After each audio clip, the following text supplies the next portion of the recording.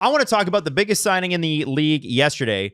Marty Necas, another guy off the free agency board for next summer, signs a massive extension with the Colorado Avalanche. This is 8 years, $92 million. That's 11 point. That's Nylander money. And he has been spectacular. Yes. He really has. Now, I want to phrase this question. I'm sure Avs fans are tired of hearing it, but the rest of us do want to have this discussion. Now, every time I bring this up, I need to slap people several times because everybody goes, Mikko Rantanen wanted $14 million. I am here to tell you for the last time that Mikko Rantanen, and I know this through several people, would have signed an extension with the Colorado Avalanche for less than Nathan MacKinnon. Might have been $100,000 less, but he would. That was his red line. So 12.5. 12.5 he would have done.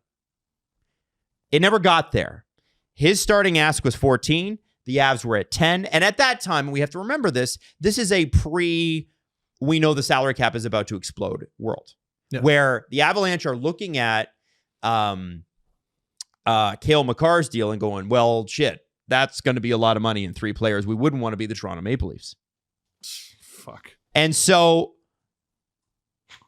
I think we have to look at this. Here's what gets me about this scenario. Because I'm going to get to my question in a second. Mm-hmm. Mikko never wanted to leave. His agent knew that. And I have to ask the question of whether or not the agent mismanaged this. Because when he was traded, it was a shock. Which tells me that both sides were so disengaged in February or January. Jesse and I were at the AAV conference when this happened. They trade to Carolina. Remember? Yes. We did a live stream right after it happened. Yeah, that was fun. That was fun. We were in London for the AAV conference with Mr. Alan Walsh. And I went to Jesse's hotel room and did a 20-minute live stream. That was fun. They were so disengaged at this point that Mikko Rantanen and his agent were shocked by the trade. They did not see it coming. They were playing hardball with the Avs. So I ask you this. 11.5 for Marty Necas, who wants to be there. He signed the deal. 12.5 for Mikko Rantanen, which is what it would have come out to. Okay. And he wanted to be there. Who do you take? My God, Mikko Rantanen, what? What are the best playoff performers of his generation? Mikko Rantanen. Jesse, is it the same answer? 1,000 times out of 1,000. Yes. Yeah. I wonder, because there was, and I know this too, there were 2 teams that Mikko Rantanen would have signed an extension with outside of Colorado. Please don't. Dallas and the Leafs.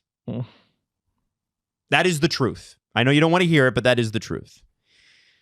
Is there any sort of regret either on Joe Sakic and company or Mikko Rantanen and his agent and company, Andy Scott, I believe is his agent? Is there any sort of regret on both sides when that deal was announced yesterday going, should have been me? I don't know about necessarily yesterday. I think it's spilt milk. I think everyone involved screwed that up. I think Rantanen screwed it up. I think his agent screwed it up.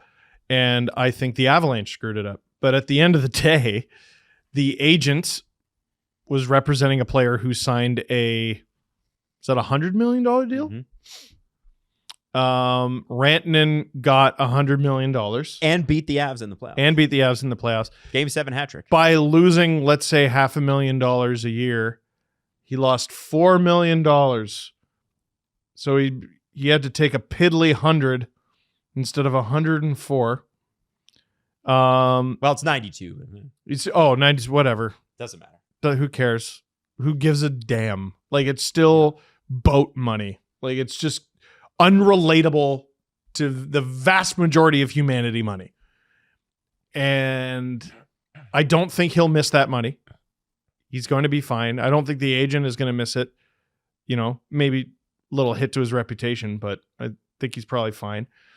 And the Avalanche already don't have him. They already did all that. They traded him. They got Necas instead. They ended up playing him in the playoffs and they lost. You can't live life in the past. You have to go forward. They have Necas. He's good. The going rate for a guy who scores the way he does is 11.5. You sign him. Jesse. One of the reasons that I was not confident, but I thought the Hudson deal would get done is because this is how negotiations usually go. Everybody's far apart, and then they take their time, and over time, things come together, and they always get a deal done. With the Rantanen deal, it seemed like they didn't do the thing that usually happens with these big hockey contracts where you play it out, you get to June 30th, next day is July 1st, and he's like, okay, I'll take the deal. Or the Avs are like, okay, here's the money. That's usually how this thing plays out. And I think that's what they were banking on. But the risk is he just walks and you're dead. Yeah, but there's always that risk. I guess. That you always face that possibility, and then you had a playoffs with Mikko Rantanen, and that was your risk. It's the same thing with Mitch Marner and all that, but I'll bring it back to that afterwards. Just to back up what Adam was saying about the contract, Pierre LeBrun wrote this in The Athletic when Rantanen was moved to Carolina and even before he was moved to Dallas. He said, my understanding is that Rantanen was willing to take less than what a July 1st market number looked like to stay in Colorado. But even so, his number was not in the same realm as where the Avs were. Meaning, I don't think Rantanen was stuck at $14 million. He would have taken less to stay in Denver. But I would imagine even being around $12.6 million, McKinnon average annual value was seen as too much by the Avs. And when I hear that the Avs thought, our bar is 12.6 for McKinnon, like anywhere in and around that number that says that from Pierre LeBrun, that's too much, but he's willing to come down.